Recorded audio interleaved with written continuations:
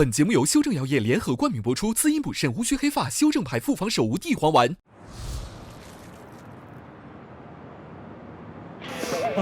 哇哦，冷啊！哇哦，快跑啊！太冷了。有史以来最快的一次上班，我们就像16子一样紧紧地抱在一起。长沙的天气说变就变，哇，暖和了，好多了，快穿白大褂。哎呦，天！你脑袋顶上你自己是咋进的这？就有直刺，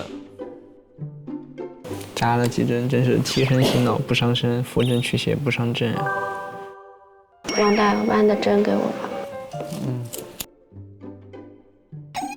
给我一根针。谢谢。好了。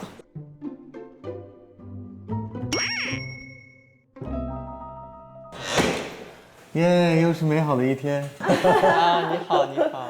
去仁心诊间开一个晨会。好。好的。主播开会。来了来了，久等了。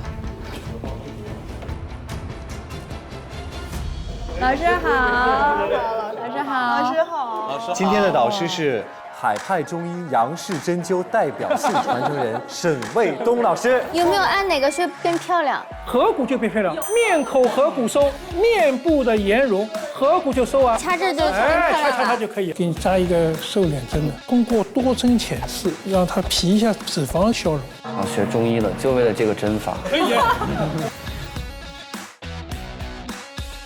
另外一位带教导师齐向华导师。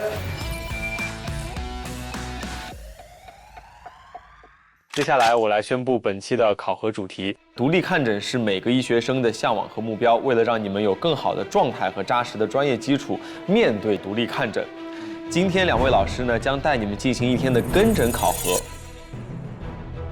主要肯定是肥胖，有300吧。就是一个男性问题，我勃起不坚。22年年底到现在斑秃，我是会持续放屁，每天排便6、7次，每1年都会换脓，自己开的方子。我腰伤了，第2天就起不来床。我已经基本上就是放弃了，我就不相信了，求医无门。通过跟诊跟两位老师学到他们在诊疗时候所运用的一些技巧也好，或者说他们的诊疗思路也好，我觉得都是一种学习。我非常期待今天的跟诊学习。6位学徒将会分成2组，每组3位学徒跟诊1位导师。上午呢，我们是跟诊的是齐向华老师，下午我们跟诊沈卫东老师。接下来就会有2位导师来选择各自的3位跟诊学徒。齐老师先来吧。好，那么我就讲一下选择的理由吧。第1名的王玉，王玉呢，昨天这个拿了第1。脉诊的手感比较好，各种的心理情绪脉诊要有感受。您陪女儿的时候会开心一些吗？抱抱爸爸。是一下子脉就长了，你感受一下。疼吗？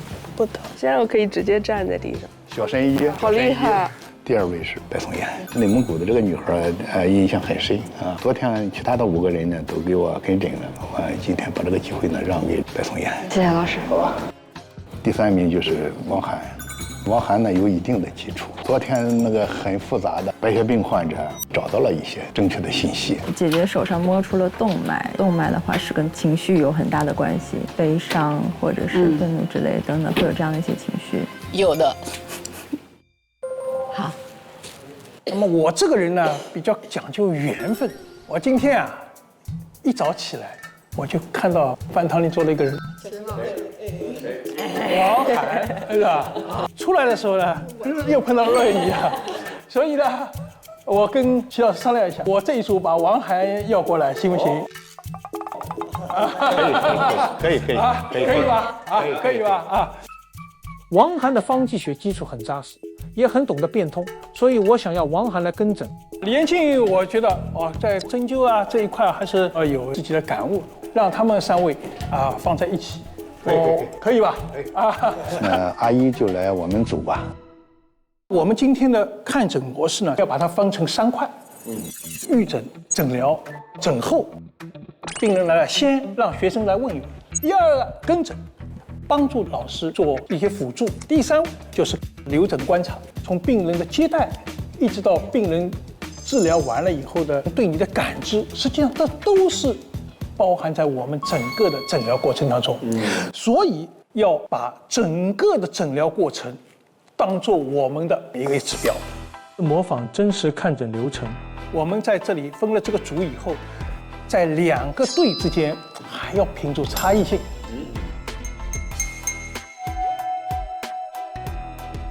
到底哪一组更好？哎，这要借助于你们2位。我们2位。对，我要把岐黄院患者满意度的调查给你。就是我们要收集一些患者真实的整个看诊下来的满意度。我们要对患者的满意度、陪诊人员的满意度、医疗满意度这3个方面都做个综合的考量，这样给出一个分数。这个分值呢，我相信对我们临床来说，这是最真实的，最好的。我和王哥给队伍简单起个名。我们上午这组呢，齐老师坐诊嘛，我们就这个中医齐步走。可以。对，就是大家一起走，叫齐步走啊。那我们下午这组应该起个什么名字啊？向东流。太棒了，太棒了。我们就开始看诊，好吧？没问题。啊，齐老师，上午您就辛苦了。好，沈老师晚点见啊。再见。要不这个呀，就第一次呢，先让白松岩留下，因为昨天他没跟我。起码昨天你们2个跟我了，有一些脉象特征你们已经掌握了，这样好不好？好，一会儿再随机应变。可以啊，反正最主要的是患者。那就辛苦齐老师了，我带他们下去，熟悉下地方。齐老师，我在上面陪你啊。好的。上午组的同学可以在侧方区域观察学习。我们观察完善我们下午诊疗。他们可能在厨房，你们看他们怎么做。这些名字我得先记一下。老师，我一般跟门诊都是打电脑敲方子的那个。怎么样，紧张吗，阿姨？我不紧张。那我们就开始接诊。本节目由修正药业联合冠名播出，专业良心，买药认准修正。哎，2位好。Hello。请问是之前有预约的？对，有预约的。好，来，我们这是一个预诊的区域。我们的第1位患者。你好。你好。你好，我是阿姨。对，我是阿姨。然后他是王玉医生。我们先预问诊之后，我们再上去齐老师，然后再看。请坐。哪位是要？他是患者。你是家属。今天来主要是怎么个不舒服呀？就是一个男性问题，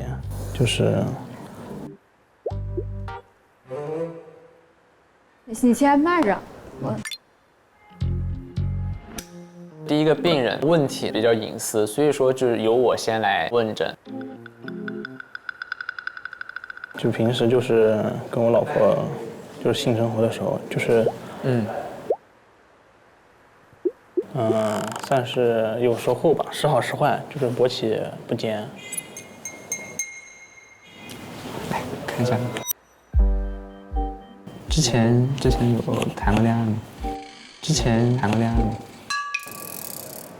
恋爱没有性生活。之前谈恋爱没有？就只跟我老婆那啥。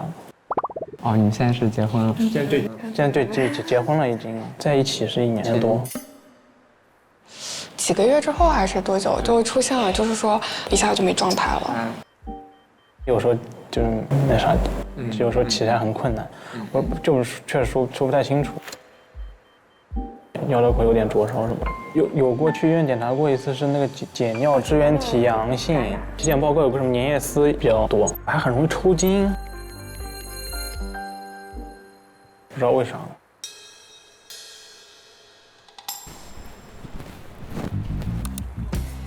这边。哎，你好，请问是今天上午这个预约看诊的患者？对。请坐。然后稍等一下，因为我们前面正在看诊，然后可能要稍微等一会儿。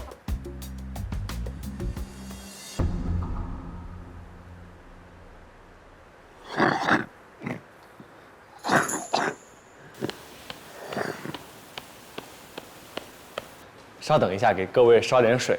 对，先坐一下，休息一下。所以你是专门从青岛过来的吗？对对对，我看到那个报名的那个我就报了。你之前看过中医吗？21年到24年一直在看，然后效果不太明显了，我就决定就是自学中医。哦，自学中医。对，我就学习自学中医，然后开始自己调理，从饮食、睡眠、情绪。厉害。上次感觉手感了吗？摸脉的时候，时刻想着测量这2个字，这叫机械波，就心脏收缩的扩张收缩，扩张收缩。半秒钟的时间里面，把各种物理量全部分开，性生活时间的缩短，然后强度的那个不如意。没有过敏史对吧？好，我们先上去让谢老师看，我就下一个嘛，就赶紧。齐老师很厉害，号脉非常的牛。看过节目，非常的神奇。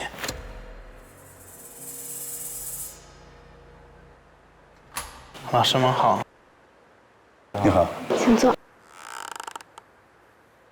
患者的年龄28岁，他主要的诉求是他发现性生活的这个不如意，大概1年多，是在1年前的时候发现这个性生活的时间缩短，脉象硕滑，脉位比较偏下。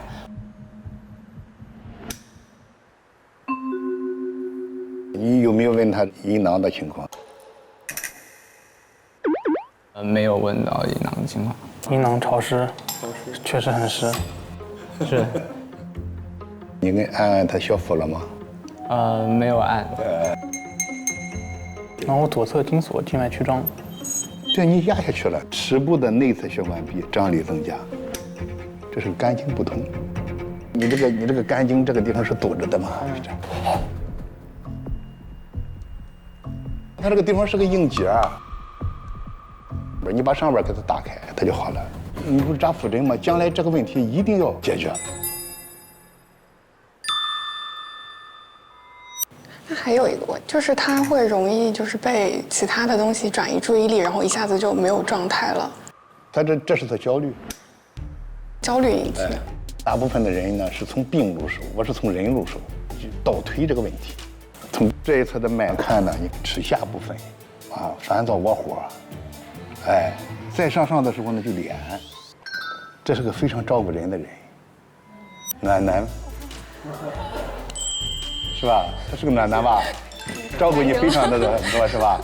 这个脸还表明一点，多思多虑，就容易产生焦虑情绪。他的这个焦虑感，你有意识到吗？很明显，早上来的时候情绪激动到就是太紧张，看到你很激动，然后就在门口都吐了。谁？他在门口吐了。紧张的，我一紧张又容易有点想吐。所以你最近是有什么特别让你纠结的事儿吗？工作上压力比较大吧，其实就是领证了，但是没有办婚礼，又办婚礼就还有一些装修啊这些事情都堆在一起。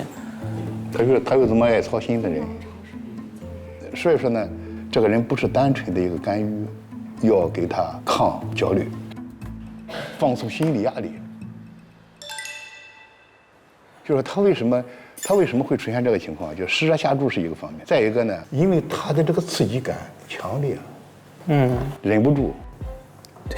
就他有时候说感觉太刺激了。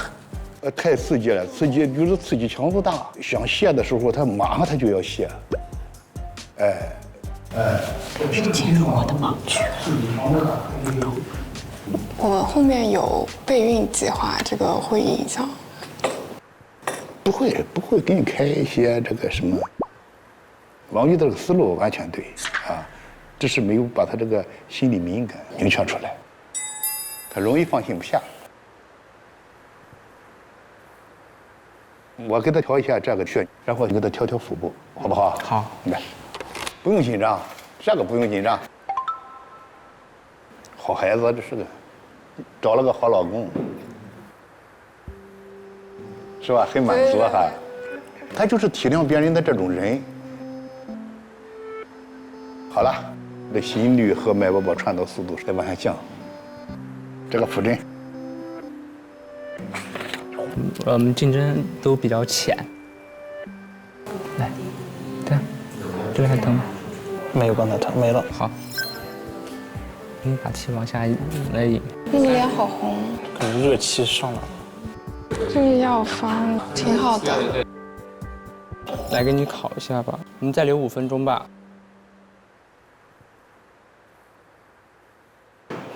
我去稍微催一催，我说上面那个上去半天，咱们再加点素啊，是来的热度，整体都要提速了，因为后面来了2组。我跟你讲，下面这位已经在自学中医了，真的，真的已经都上班了，不是上课了都，上课了都。我给你请过来，来，久等了，跟我来一下。张欣，对，张欣，请坐。对，好，那就跟宋妍来讲述一下。好，您今年多大？29岁。您哪里不舒服？我是天热的时候，以及情绪有波动、焦虑、紧张的时候，容易大汗淋漓、湿透衣服，然后衣服湿了之后呢，会让我特别的冷疼。那出汗的部位呢，主要集中在前胸、后背、腰臀部，然后矛盾的是，这个冷疼又需要热敷才能缓解，然后热敷呢，它又会出汗，总之就是陷入了这么一种死循环。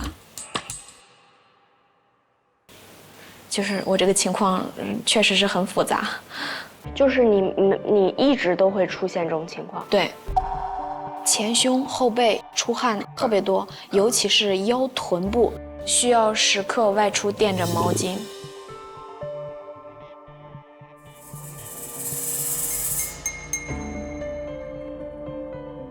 那我们21年到这个23年，有没有经过什么治疗？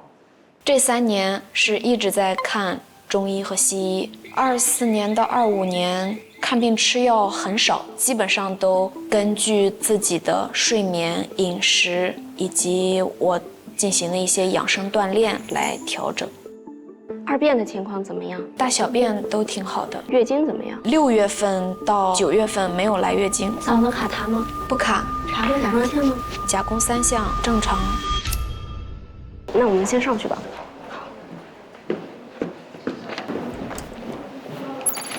您坐到这个前面。你好，请坐。坐这里啊，好。老师，我向您汇报一下这个患者的病例。患者是持续性的前胸、后背、腰臀部汗出过多5年半以上的部位冷痛。患者是2021年7月的时候，因为这个室内外温差大，且正值这个经期，情绪不稳定。您21年7月这个发病有没有一些明显的诱因？有，当时正值盛夏，外面对我来说特别的热，然后实验室特别的冷，再加上焦虑、压力大。摸一下您的脉。然后我是摸到他的这个心，我是觉得有一个这种质地比较涩的感觉。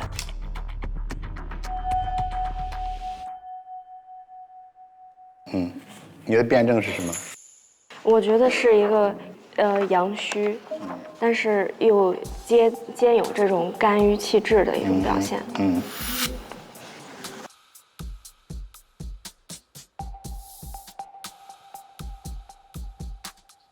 问二便情况了吗？问了，然后这个他大小便还是很正常的，目前正常，以前确实很不正常。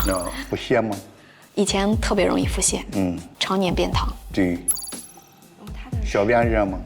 小便夏天的时候容易热，工作压力大的时候容易热。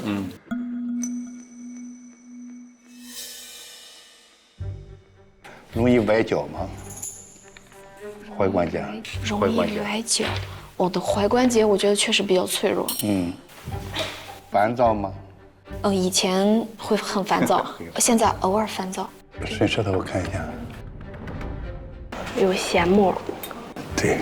老师，我想再补充一个，他有自述心悸、入睡困难，他这这边的这个肺脉的话，我觉得它是比较低的。另外，它这个是这个感觉，就是弯回来的。但是我问他甲状腺和，他说甲功没问题。你摸的，它乳腺有结节。哦，乳腺有结。然后他的心肝脉的话，会有点那种涩，我觉得是伤心的那种感觉。对，有。对，我确实是从小到大积累了太多的情绪。这就是你的原因。这就是原因。所以其实21年读研的时候，焦虑压力大爆发的那一刻，其实是积累了多年爆发的。这是诊断个郁症。郁症，对吧？它是寒包火，外边冷，你诊断的阳虚是不对的，它是上寒下热症，然后才出现腹热。大汗淋漓，湿透衣服，这个冷疼又需要热敷才能缓解。小便这个黄赤，它淤住了很多的东西，伤心。医生，我感觉你特别厉害的一点是你问到了我脚踝。我脚踝，在很久以前确实是好像一运动就扭着脚了，一着凉脚踝就疼。平时你喜欢运动吗？我最近1年都在养生运动，不做剧烈运动。所以你是知道其实暴汗是不太好的事情，是不是？他不应该暴汗，因为他本身来说，他皮肤是干的，他是个干皮肤。中医来说呢，他是个木型人，特别急躁，他呢遇到了很多的不顺，所以说呢，他从小就压抑，从小呢就反叛，但是呢从小就压抑，然后呢到了这个青年时期呢就伤心生气，所以说呢他握住了很多火，整个上部是凉的，整个腿部是热的。小时候是总跟父母生气吗？其实在家里面还是在学校，我都受到了太多的暴力对待。语言暴力。学校的话，我最严重的一次是鼻梁骨折，到现在这里都有一个断痕。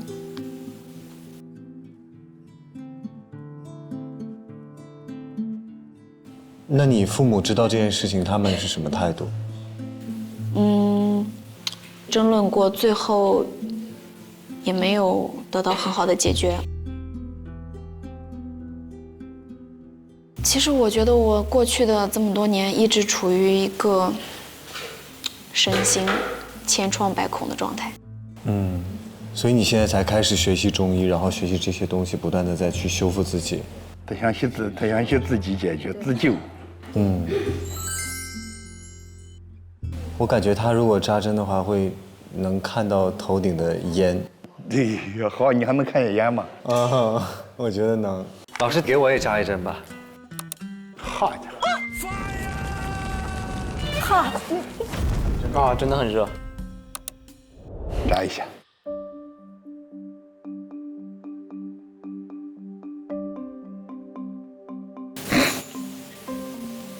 这个有点心气高，它淤住了很多的东西。因为我很想咳嗽一下，使劲。对。好，好，别憋气，别憋气。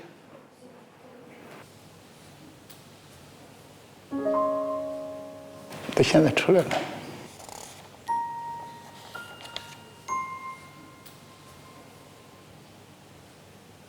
他也比较情绪化，他本人的这个因为没办法，哭吧，能哭就哭，哭出来就好了。这比吃药还好。对，他这个坚强，你看一下子把这个哭又压回去了。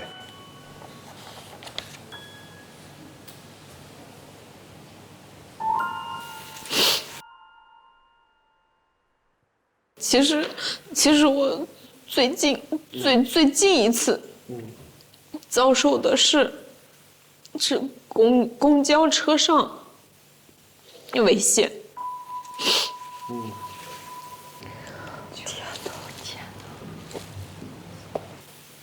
就是当场就是把我吓得，就是当天惊恐发作，上吐下泻，我最后报警，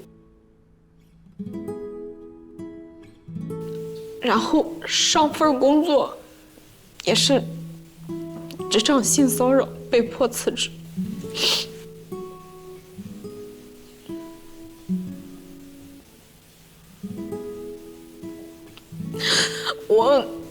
我其实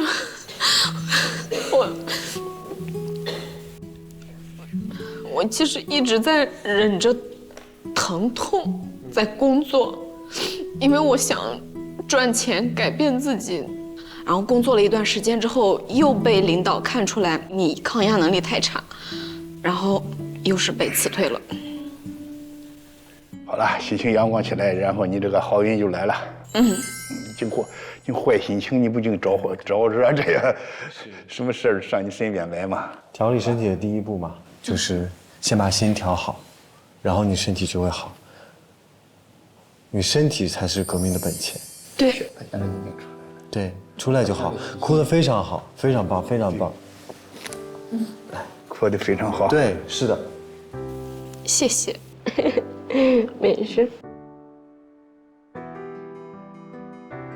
对于这种内心的创伤，不能憋着，一定要及时的就医治疗。齐向华老师，我觉得特别的一针见血，他挖掘到了我自己都不曾留意到的问题。可以自己煎药吗？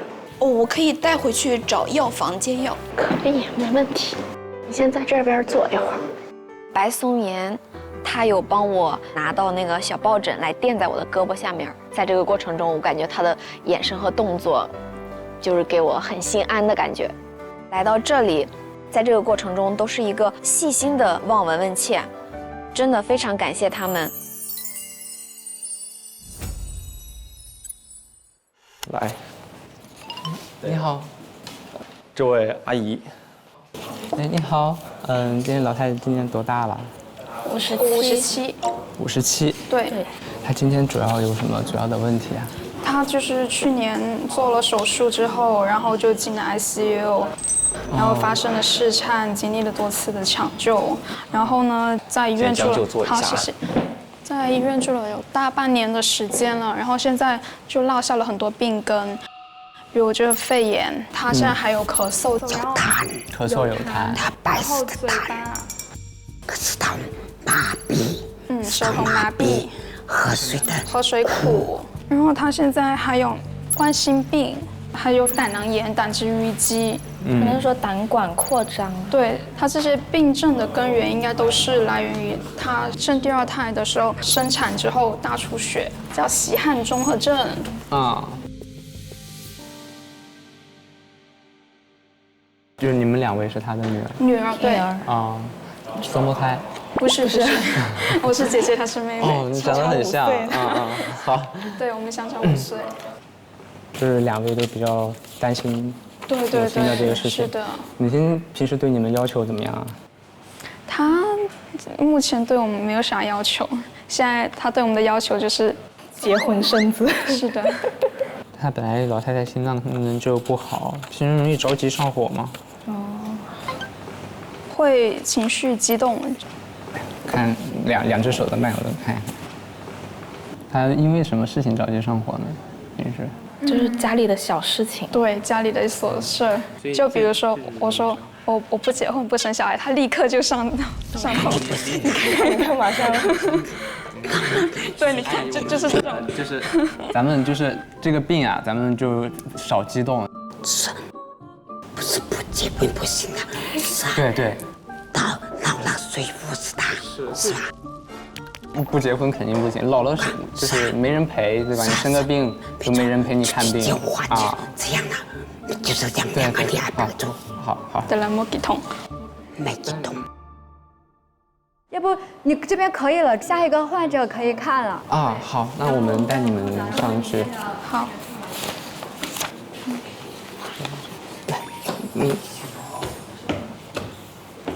他现在爬楼梯还是有点费力的，就下肢力量不够。是。我爬的这里。妈妈，小心。还要自己来。来，婆婆这边走啊。这边，婆婆您等一下，我给您换个凳子啊。哎，您坐这个，能靠着啊。老师。这个病人他现在主要的症状呢有咳嗽、咳痰、痰多难卡。他主要是在1年前他进行中腔镜手术以后进行了气管插管，在 ICU 里面有抢救。他导致现在有声带麻痹，声音嘶哑。他现在的声音也是应该是插管导致的，现在声带麻痹，你看他说话的声音就很小，讲不出话来是吧？是，讲不出声音。我认为他说不出来话是因为着急的这个火大灼伤了他的这个声带。然后他有冠心病的这个病史，室颤。室颤。对，他之前在室颤过对，有室颤过。他的脉呢，我首先他是一个做体力劳动的人，他的脉比较就张力比较高，他脉枯，然后上面热，下面是凉的。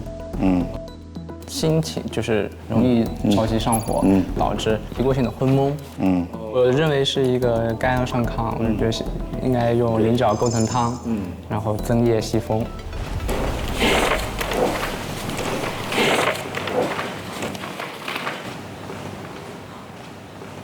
这怎么回事？那个不知道是不是因为冠心病吃那个药，然后就很容易有淤青。这是一个注意的点啊！你看，变肝首先来说，你变的是对的啊。这是个木星人，特别容易着急上火，担当、争强好胜，他也确实遇见了很多生气的事情，都在这儿。应该是个肝阳上亢的人，结果生气生的多着了，出现肝郁化火、肝火犯肺。同时他生气把他心脏气坏了。生气？对，你说他的这个肺炎和他冠心病是一回事。对。妈妈平时跟爸爸关系好吗？不好。是的，2个人经常吵架。来，解开看一看啊！你解开看一看以后啊，你会发现他身上还能找出别的证据来。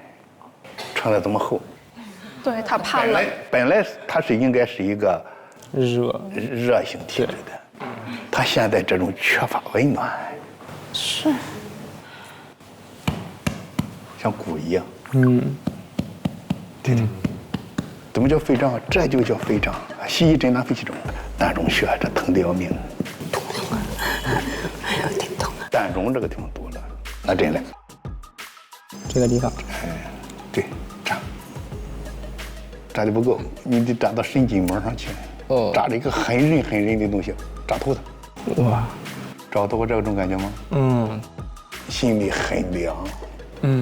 这也叫伤心脉。你再试着，那个热和滑下去了。看一下。这瞬间就没有刚刚热了。对呀，这炎症消除了吗？炎症减轻了吗？这样你就给它开，给它太冲。扎太冲。对，好，来，把气再给它往上顶。那我们在这个地方躺着吧。池老师让我给患者加针太冲穴，可以进一步的起到疏肝理气的效果。疼吗？不疼。好。您要不在这边坐，我们聊一聊。就是你这个老人呢，我都看着哈，一方面病长在他身上，但是他与他这个环境、家庭环境啊，密切接触的人啊有密切关系。你能不能够把这个问题给？我们之前也是一直想着说，我们2姐妹带我妈妈就下广州一起生活，就是离开自己原本的家庭，就是这样，她心情也会好一点，也不会说老是想着她那个地里面的干农活，这样就可以少操一些心。妈妈平时是跟谁一起住啊？我还有我爸。还有爸爸。3个，对，姐姐在广州。我感觉根源可能就是在我爸这儿。他们的情感，因为他们是相亲的，所以也没有什么感情基础这样子。小时候以前我不太懂，但是我知道我爸对我妈就是没什么感情。因为我们很小，他就经常骂我和我妈，不管什么事他都会说一下你，他都会脾气很大。还有就比如说他们俩在家的时候，因为我妈要清淡饮食，她是煮什么的油多盐多，然后酱油多，她自己想怎么就怎么来，她不会迁就我们所有人。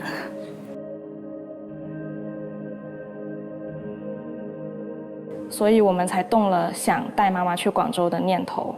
确实，我觉得你们俩的决定是很好的，带他到了一个很开心的地方，然后又是2个很爱的人，然后你们俩又很爱他，他身体自然就好起来了，就爱人如养花。是的，对吧？对，就重新把妈妈养一遍呗。对。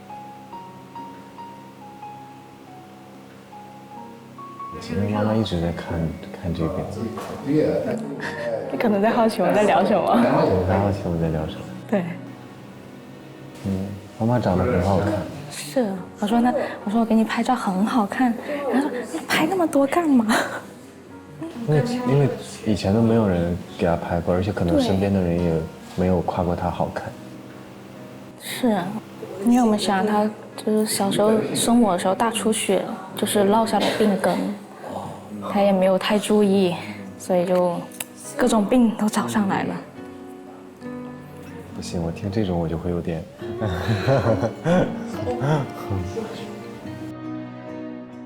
好，你看看妈妈的状态，我们看看妈妈的状态啊。身体没什么问题啊，就是心情要好，然后多跟2个女儿在一起待着，因为我看2个女儿非常爱你。我知道。你知道哈？他现在心态变好了，是的，不会想那么多了。好，我给他起针了。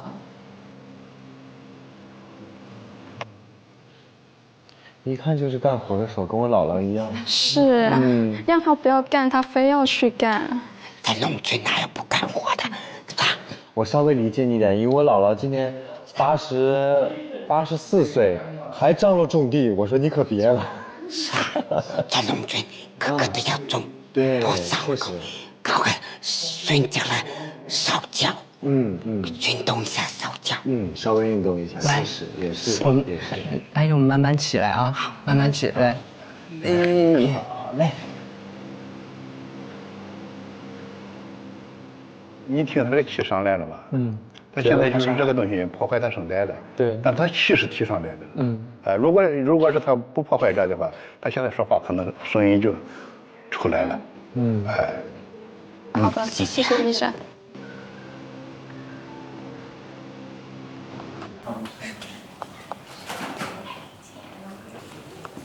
王玉医生一直都是非常的细心耐心。咱们就是这个病啊，咱们就少激动了。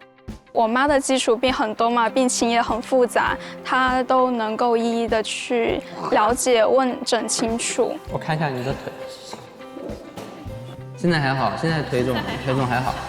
在把脉或者针灸的过程也是很温柔、细心。疼吗？不疼。我感谢他。感谢他。谢谢他。给到这么高的评价，真的很棒。接下来你们就要还在长沙待一待吗？还是我们再带妈妈玩一玩，因为她是第一次出来。蛮好。对。长沙太合适，太适合去玩的，好吃好玩的地方都多。但是如果玩的时候，如果要吃什么辣菜的时候，得注意喝。对，他不能。饺子的辣哦。对。昨晚吃了饺子，他就觉得辣。首先吃了。好多地方它离辣椒它不会做菜的。是的。但是就搞点不辣的。对。吃一些土菜呀，然后橘子洲头啊，我们这些长沙地方都可以带着去。对，就带他去走一走。一定穿多一点。好的。辛苦啦，辛苦阿姨。谢谢。几乎很多患者都有或多或少白头发的现象，特别是年轻人早白越来越多，作息不规律，容易导致肝肾亏虚。我们说肝藏血，肾藏精，这对于我们的头发生长和色泽都起关键的作用。还有可能会感觉腰膝酸软，甚至头晕头痛。那咱们中医可以好好的帮大家修正一下，用中药女贞子墨旱莲来调理，就是我们中医名方2至丸。修正药液增加了治和手乌还有地黄这4味中药搭配起来，就可以滋阴补肾、肝肾兼顾，既可以帮助大家乌须黑发，还可以强壮筋骨。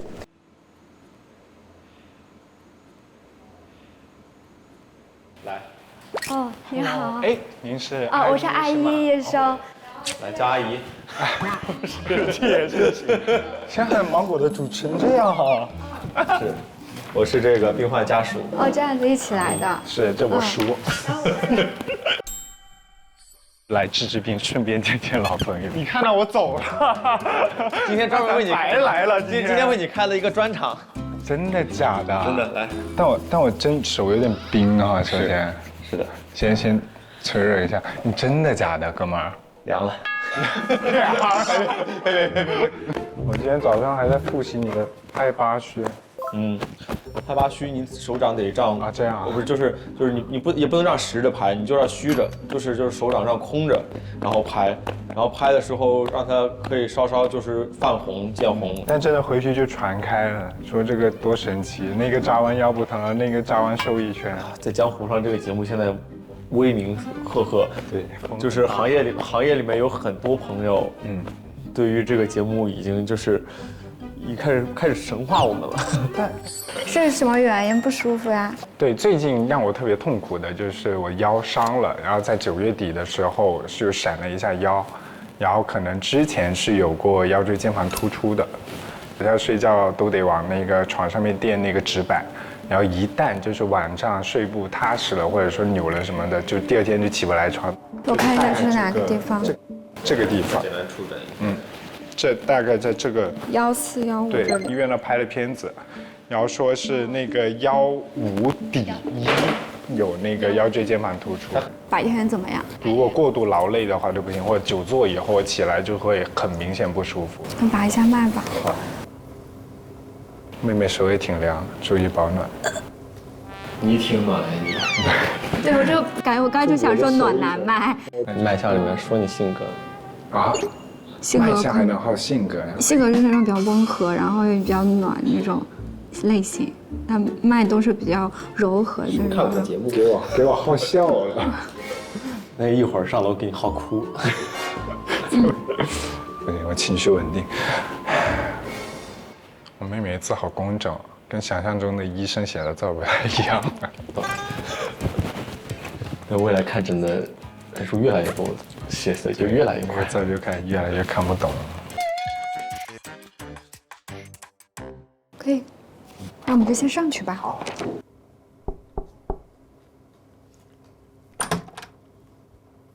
你怎么来了？我病人家属啊，病人家属陪同。我叔，我广东的一个亲戚。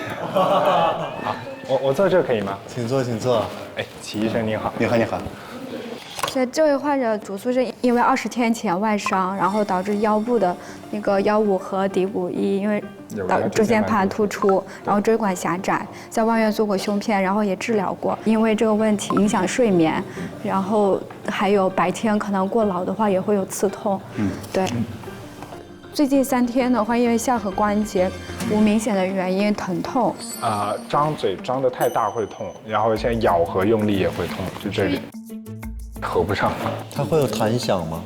不弹响，对，就我自诊了一下哈，上网叫什么颞下颌关节紊乱。通过眼脉是有一点弦，然后有点硕，波速会有点快，是应该受了外感，最近是有外邪侵袭，其淤血脾虚。那齐医生，我这个地方有没有什么缓解办法？这2天，实话说，这个已经比腰痛更困扰我了，吃不下。你还是一个痉挛的问题，因为你所有的问题都发生在右面。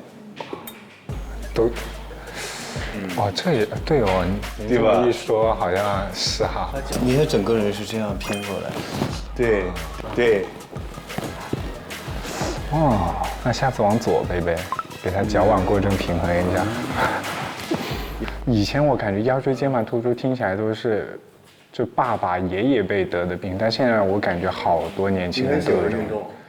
本科大4那会儿第一次腰椎间盘突出，当时就是所有实习生就大概坐在这么一张桌子上，但比较矮一点，那所有人都趴在那办公，所以你现在还在进行律师的工作吗？啊，去年辞了，辞了。对，之前是什么辞的？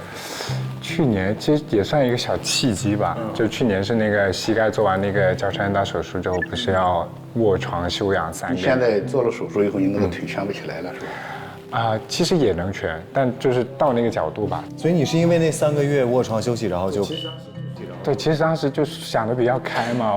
我觉得其实是你生过一些大病以后，你就会意识到，其实健康是所有东西的第一位。对，你如果再做律师的话，对这个病人的话，他就是特别容易激动，小时候特别的容易烦躁，关键就造成了你整个右侧经络不通。我看一下。对，就这个地方会特别酸。你现在蹲一蹲，我看看。只脚它大概能到这个地方，对，它就没法像这只一样折着。现在给你治疗啊，就。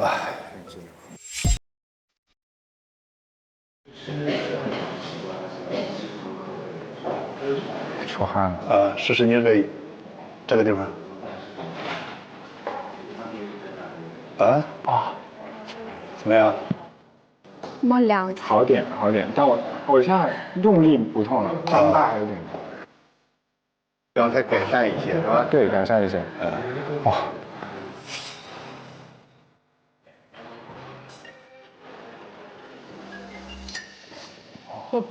我刚才还在想怎么看气。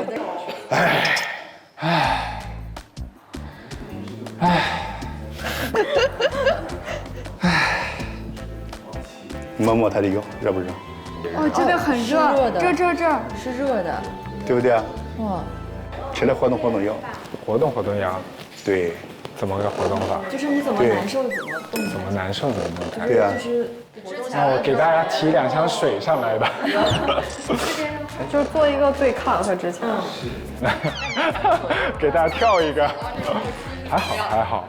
怎么样？但我现在感觉真的我在出汗，扎上针以后释放出来了很多东西。释放出来。腰肌有问题吗？好了吗？这个真的立竿见影。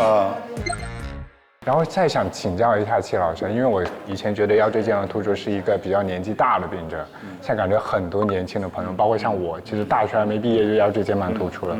要看你这个原因，腰椎间盘的病变其实与心理有密切关系。心理啊？对，因为你心里容易着急，容易紧张，然后使得你背部的筋膜呢张力不一样，张力不一样就会使得你失衡。对，这个。记住，好多人出现侧弯，侧弯的话呢，它对这个椎间盘的压力就不一样，那么不一样的话，髓核就脱出来了，那么筋膜的张力不平衡与你这个紧张的大脑有密切关系，所以得多想开一点哈，非常多静一点，多静一点，对，你要能静下来。好，行，那我回去多养心啊，对，静坐。好，行，谢谢戚老师，我先下去了。你在这里坐，然后时间到了我就给你拔针。没问题。看完之后没啥事吧？看完没啥事，没啥事的话你就跟着一块录吧。行，我给你打一下手。对，咱不能白来，咱这看诊不能就白来一趟，不像之前的一些朋友来了就算了，对，咱有点眼力见。当完病人该当助诊员了。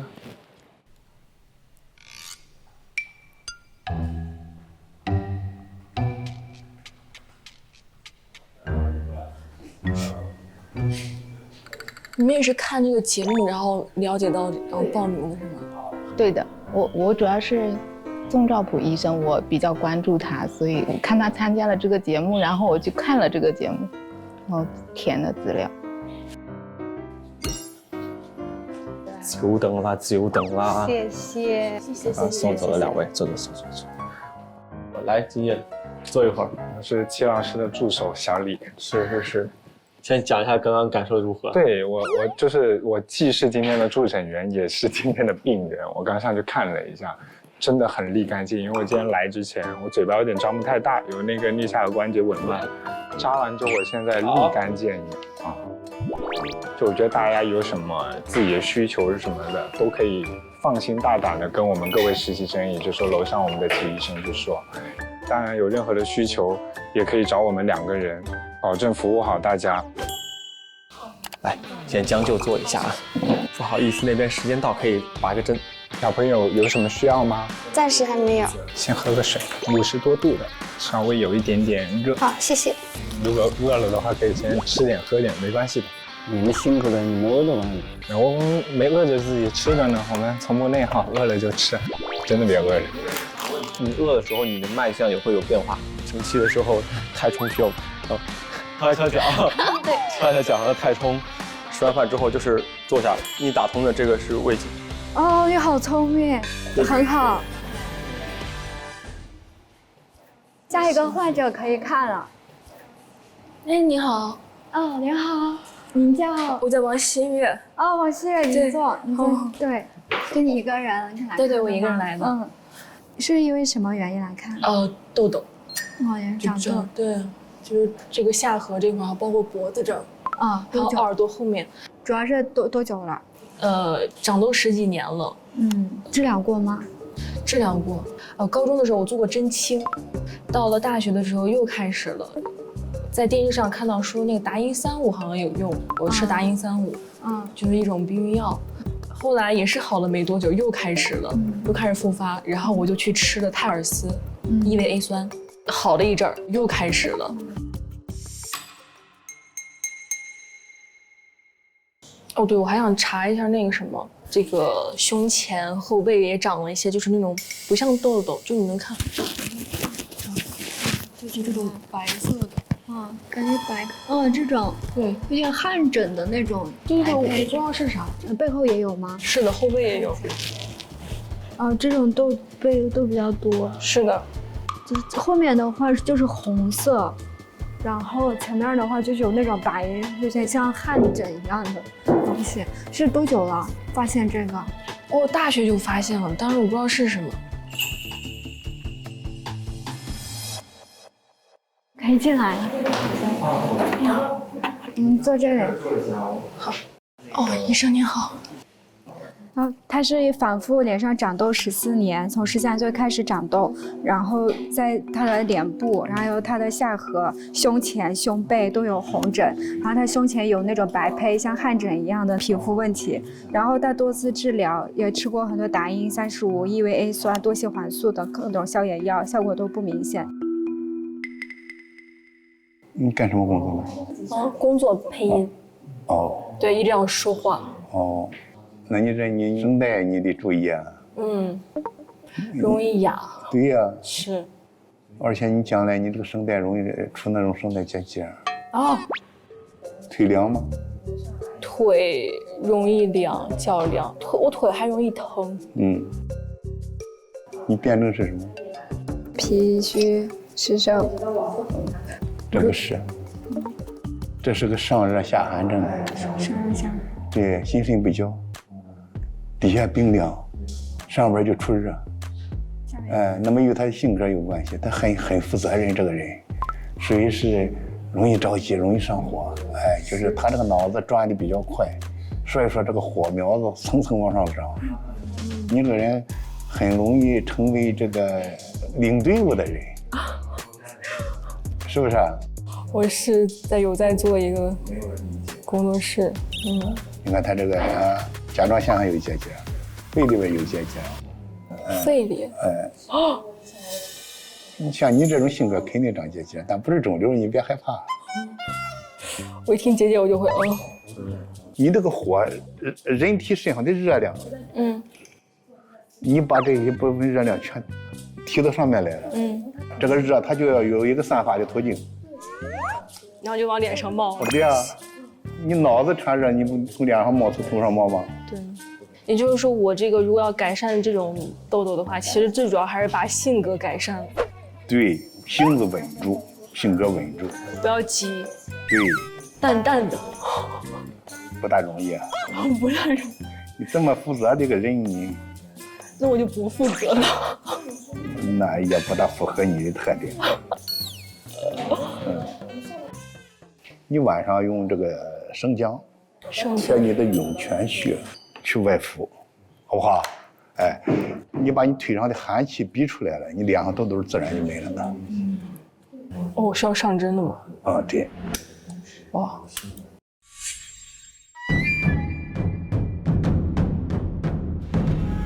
你很阳光啊，我发现你适合做主持人啊。我抢他的饭碗。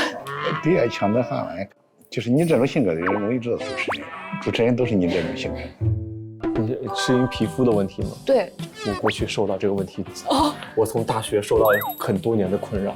真的假的？特别是2个太阳穴就爆那种大包，然后一摁就很疼，然后扎完之后也会出那种脓血或者什么的，就是它好像都算作痤疮类的一种。那你怎么好的？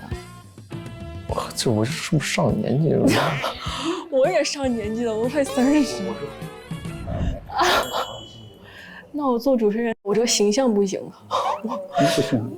对，形象不行。那演员那长痘痘比你多的人有的是。是吗？哎，那著名演员都是你大鼻子大的成什么样？就是你这种性格的人容易做主持人，反应特别快。给你治一下。哦，好神奇啊！我感觉我里面的经脉在你摸摸他胸前热不热？很热，烫烫的。我的火吗？哇，是热，在发热。热不热？是。颜色淡了吗？淡了，不那么红了。尤其这一侧是不是？啊，对，这边会淡一些，不那么红了。好神奇啊！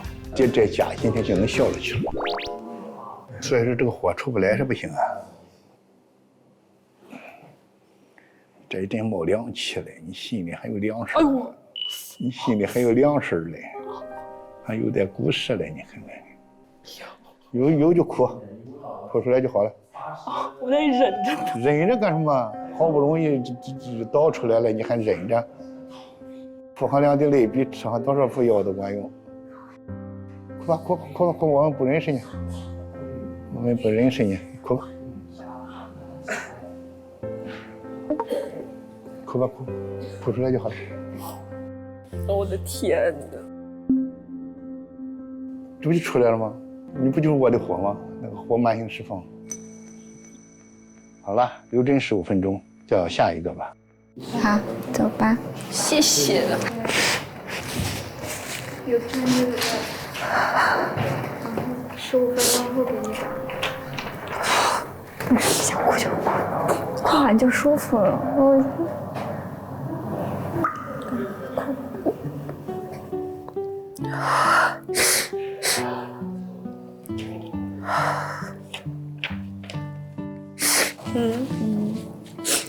我又想到我之前，就前几个月，我好朋友说让我参加他的婚礼嘛，去做伴娘，我假发都买好了，但是当时我痘还没这么严重呢，我说应该能好，然后后来就突然那么严重，我就说我去不了，我实在去不了，就这个月就办了婚礼，就没去成，因为就这个皮肤问题就困扰，我也是。我服了我这个痘了，我真的。可能就像我们扎这个针，它能影响你的情绪，那么可能这个药也会让你就会比较舒坦一些。你吃完2周，然后看一下效果。我觉得他是一个特别有人格魅力的人，希望他可以再自信勇敢一些，也希望这次的治疗和药方可以帮助到他。没事，你先缓一缓，你先缓缓。我没事儿。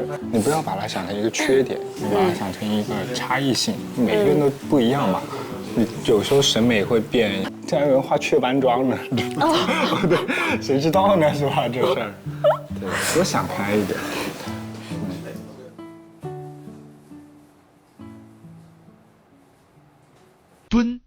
蹲现场10点半开抢半动感地带芒果卡，现场见！进入智能电视应用中心，打开芒果 TV 电视端，大屏4K 更清晰。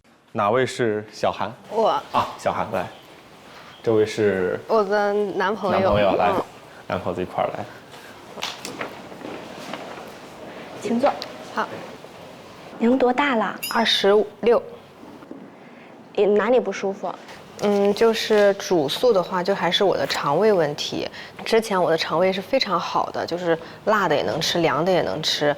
就是从22年开始，就是突然，我就是有一些因素的影响有一些因素的影响，可能跟我就是当时考学焦虑有关，就是20年我是准备考研，到大概6月份的时候，就是焦虑非常非常焦虑。这个重度焦虑是从医院得出的。对，是的。您是怎么去医院看病得出的这个重度焦虑？是因为睡眠还是情绪就医的？情绪就医的。哦，那这个肠胃是什么时候难受的？肠胃是从22年开始。当时是因为在家上网课了，我妈妈就是会每天晚上做完饭给我放冰箱里面，我第2天中午自己热着吃。不知道是压力大的问题，还是说这个天天吃隔夜菜的问题。从22年也是大概6月份开始，就每天排便6、7次。大概持续了多长时间呀？从6月持续到了去年6月吧。这个每日排便6、7次是持续性的发作还是间断性？持续性。持续性的。对，但是它是成型的，然后肠镜、胃镜也做了，没有任何问题。有吃药吗？吃了3个月的中药加中成药，效果好转了，但只要情绪着急了，次数就会变多。平时觉得情绪怎么样？生气吗？特别爱生气。气来得快，去的也快，就不会一直生气。我得去的不快，去的不快。他生气的时候好像就是我跟他说一些就是哄他呀什么的，他好像就是不听。对，那个受不了，只能等，就是等这时间，可能过去个几个小时，他可能下去一点之后，就才能跟他好好正常的沟通。然后他还有就是冬天的时候，他手脚特别冰凉，就好像跟就光脚踩雪地里回来那种，就那种非常非常凉。我们上去之后呢，首先是我向老师就是迅速的汇报一下我们这个病情的资料，然后呢，诊断和处方都是老师给您的。小白，可以上了是吧？对。来，那个等一下，我先跟你商量一下，就是咱们有一个带孩子的病人。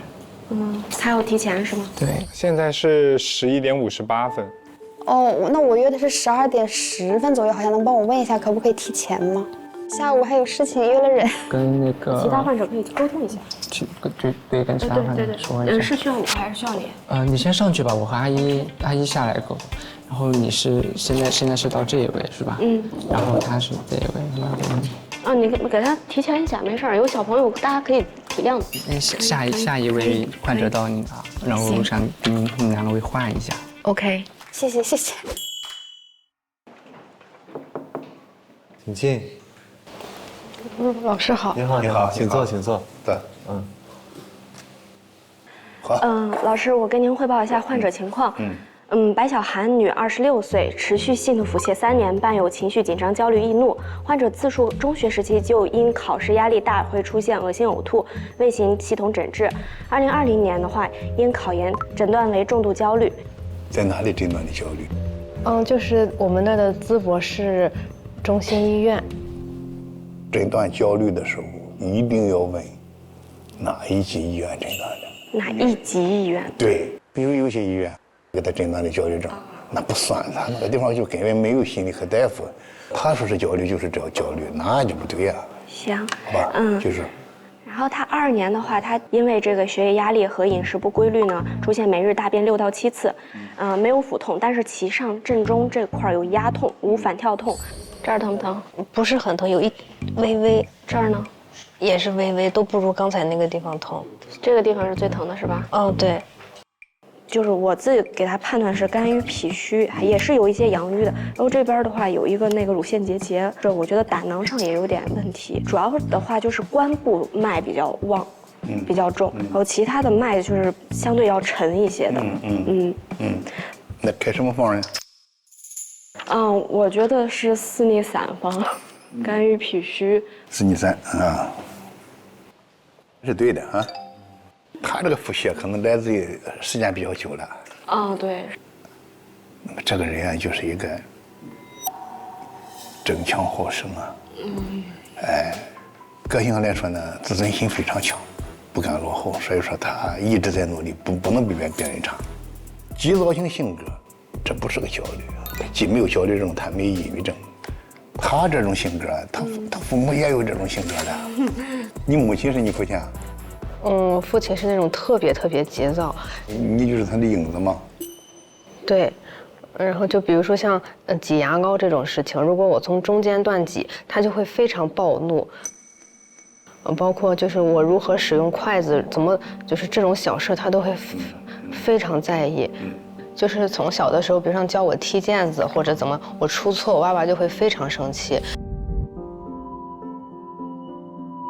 我爸爸是比较外向的人，他可能在餐桌上，就是聊天，然后大家就熟络了。但可能比如说像我动了一下筷子，或者是没有等我妈妈一起吃饭，我爸爸就会在所有的，就是当着所有的人面开始骂我。一个女孩子很骂你吗？对，他从来没有动手打过我，但是他一直用言语来说我。因为我爸爸20多年的警察，他总是会用对待就是审判犯人的方式来审判我，这样子。把你当成下级。对对。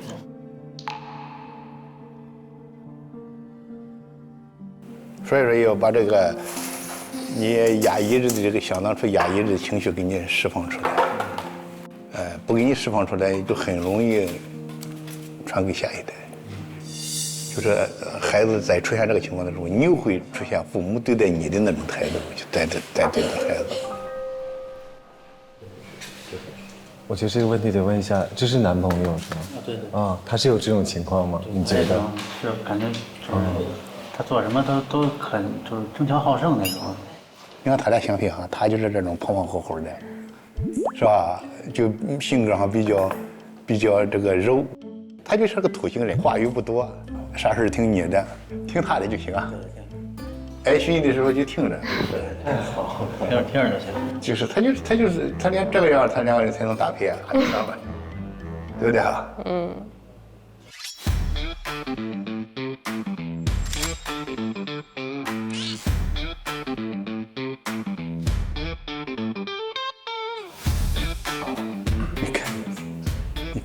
你摸摸头顶，热乎的，热不热？热。好神奇！你自己能感觉到哈？就是我现在每天早上固定是2次，就感觉很耽误我的时间。就是我醒来我就立马得跑厕所。哎呦，你这幸福吧？好多人排不下便来的比你还难受。好热呀！对。你试试这个手心。勾芡儿的那种热。对呀，呼呼出汗嘛，这不这个心火就从手心里面冒出来了吗？从小是特别简单的例子，就是我摔碎一个杯子或者怎么样，我父母一定是先会责怪我的。不会问你有没有伤到？对，不会。永远都是先责怪我。就是跟男朋友在一起以后，比较触动我的一个点就是，当时我有一件事情生气了，然后在车上到那个高架桥上，我就非得说我要在这儿下车。就是我钻牛角尖的时候就控制不了自己的情绪。然后呢，他就拗不过我，然后就也是想把车慢慢停下来。结果这个时候后面有个大车就剐蹭过来，然后我们整个车的前脸全都掉下来了。就是当时我在副驾驶上坐着，我就会在想他可能会不会下来，就是先怪我。你看你不跟我吵，就不会出现这种事儿。但是他没有说过我一句，就是一直在安慰我，然后找保险公司呀什么来处理事情。有种感觉就是突然被人放在第一位了，对，而不是先指责。对，是的。所以2位已经在一起多久了？在一起2年多了。然后我们就是11订婚了。恭喜恭喜恭喜恭喜恭喜！新婚快乐！谢谢。所以说你这个在奖赏你是吧？小时候委屈，然后总得补偿你点好老公，对不对？没问题啊，他俩没问题。谢谢老师。谢老师。看来没问题啊。其实，每一种疾病背后都有一套社会逻辑。是，真的是。他不但看到病变的病灶，而且还要看到他周围的一些关系。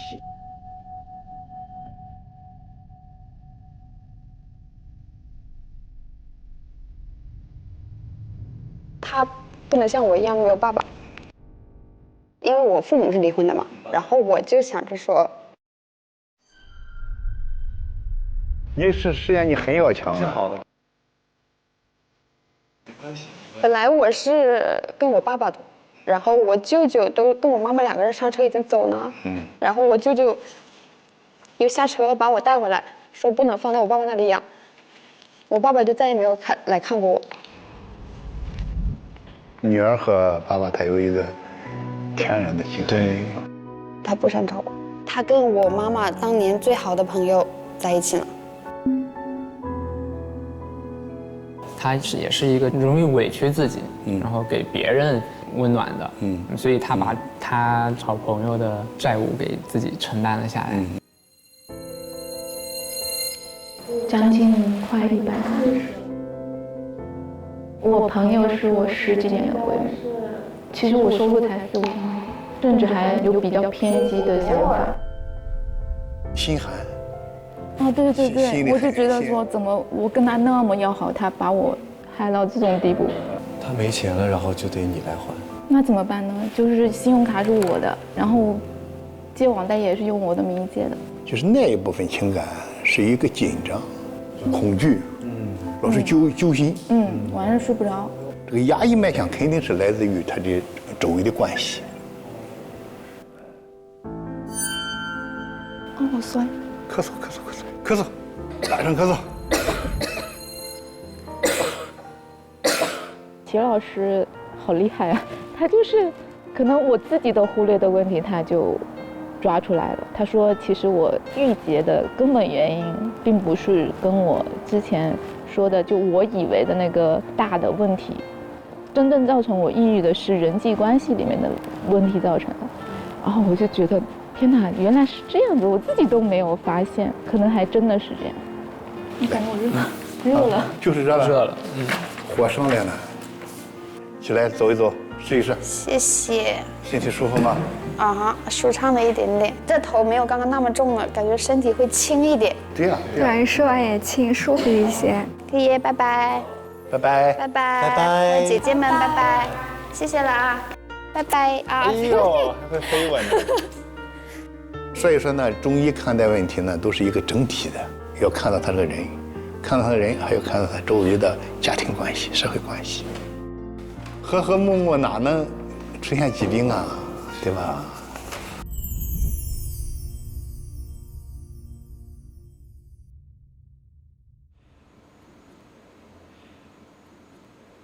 最后一位，对，好，来，请您来。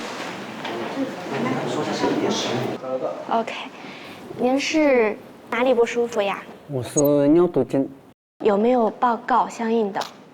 有一些，这是最近的。您是因为什么不舒服而去检查的呢？就是有3年多了，每到天气热的时候啊，出汗，身上就痒，但是它又没有什么，不长什么痘痘，它只是痒。您这个娄底市中心医院尿毒症的确诊报告，您到长沙有没有复诊？审计单位有这个确诊的尿毒症的报告吗？在长沙审计出来还是个肾病5期。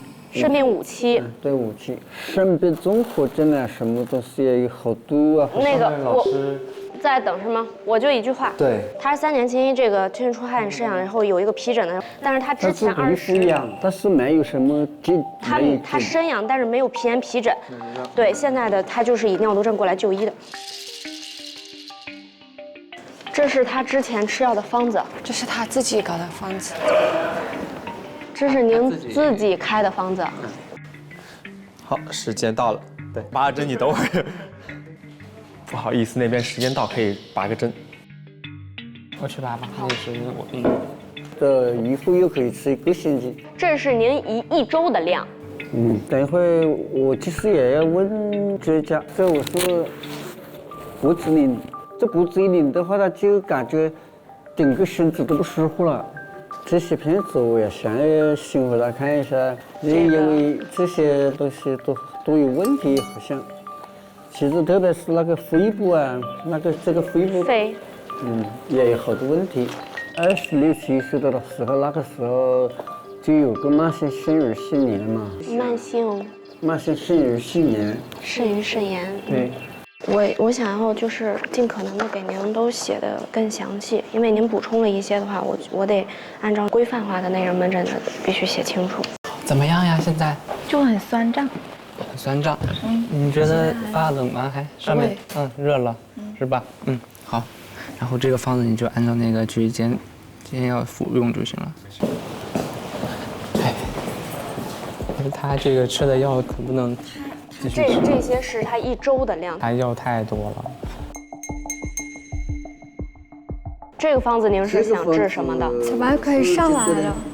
也可以治结节，可以治那个肾病。先生，我们可以上去跟老师沟通这个问题了。他跟那个就是他爱人那个感情怎么样？他爱人比较包容他，但是他就对他脾气特别大。他对爱人脾气对。叔叔阿姨这边。老师，我跟您汇报一下患者情况：刘格良，男，53岁，伴多项基础病，自行用到中药治疗。这个是患者的方子，这是他自己开的。然后他一次这就不看。不是，就是老师，我怀疑他有一个就是吃药会对他的肝肾有一些问题。比较勇敢。啊。这些药吃1个星期看。你的辩证是什么？老师，我这个我们2个不太敢说。弄不出来了是吧？这是个焦虑，特别胆小，特别敏感，非常的容易担心，所以说负性情绪很多。对。那么这个状态之下呢，他睡眠也不好，然后容易心慌，他下一步他心脏还容易出问题，心脏可能出早搏。对，他现在心脏就有那个2间半和3间半的反流。他将来会出现早搏，半夏厚朴汤，抗焦虑。真正的中医东西你不懂，你不能这个乱开一气，你把你自己开进去了。还有好多问题想问专家了。平时这个饮食生活方面要注意些什么的？没有注意的，你注意把你的大脑松下来就行，你不要给自己带上这么多紧箍咒。其实我非常的有点怕冷。怕冷啊？怕冷你表皮血管收缩它就怕冷，一害怕手脚冰凉。为什么手脚冰凉？血管收缩。你不能吃麸子，给你胡闹去。体重减轻是因内耗导致的。这些东西蛮不利啊。反正你这个不是肿瘤，我脉象上不具备肿瘤特征。走的那个2个脚就麻，这不是什么疾病症状，不要紧啊。前列腺高或者前列腺炎。不要再说了，焦虑症的人没有一个部位是好的，我就这样说，这是你的病根，好不好？回去吧。辛苦了，千万别自己开药了啊！你那胡闹，是不是啊？每天就是在看病，没事，他这种焦虑的很惜命，是，很惜命，无所谓。辛苦你们了。医生和患者之间一定存在一个信息差的，那就是专业的知识和对于疾病的一个判断。久病成医，只是说你对于自己所患疾病的认识比别人的体会可能更深刻，但一定不等同于你就具备了医生的诊疗的这些知识水平和专业能力。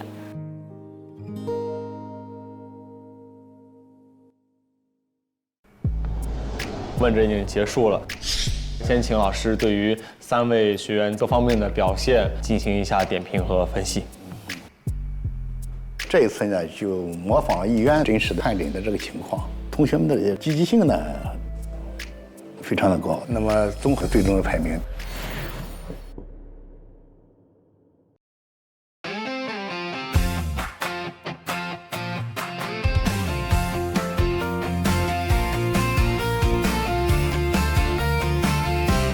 这亲吻百草双背包载满青涩的向往，指尖也动古房里的秘藏，推开门是未知的土壤，迈向诉说生命的回响，压箱萦绕初心的形状，跌跌撞撞也学着去担当，每一步都写下新篇章。汗水浇灌稚嫩的梦想，古老智慧在指尖发烫，不问路障，只问心之所向。青春远志也到当归。更多精彩内容尽在新浪娱乐微博综艺、新浪综艺。上微博搜索节目官方话题“初入职场中医季”，解锁更多潮养生活秘籍。上微博带话题“初入职场中医季”发博讨论，共同见证中医新生代的力量。上百度 App 搜索话题“初入职场中医季”，一起参与话题讨论。特别合作映客直播。